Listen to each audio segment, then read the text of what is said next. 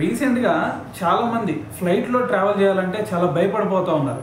ఎందుకంటే మనం రీసెంట్గా చూసాం కదా అహ్మదాబాద్ వేదికగా ఏం జరిగింది అనేది. దాని తర్వాత మరి మొన్న జూన్ 30th చూసుకుంటే చైనా నుంచి జపాన్ ఒక ఫ్లైట్ నడుస్తూ ఉంది. ఆ ఫ్లైట్ జపాన్ ఎయిర్లైన్స్ అనుకుంటా. సో దాంట్లో ఒక సాంకేతిక లోపం ఏర్పడి అది ఎక్కడో 34,000 అడుగుల పైన ట్రావెల్ అవుతూ ఉంటే ఒక్కసారిగా 10,000 అడుగులకి కింద పడిపోయింది. సో మరి దీంతో అందరూ కూడా దాంట్లో దాదాపు ఒక 191 మెంబర్సే ఉన్నారు. 191 మంది ప్రయాణికులు ఉన్నారు దాంట్లో.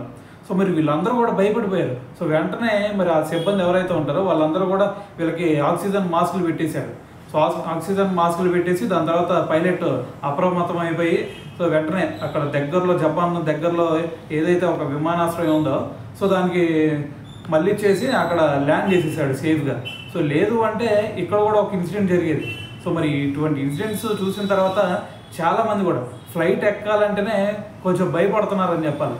సో మరి చూసిన తర్వాత మరి మీకేమనిపిస్తుంది? సో కింద కామెంట్ చేసేయండి.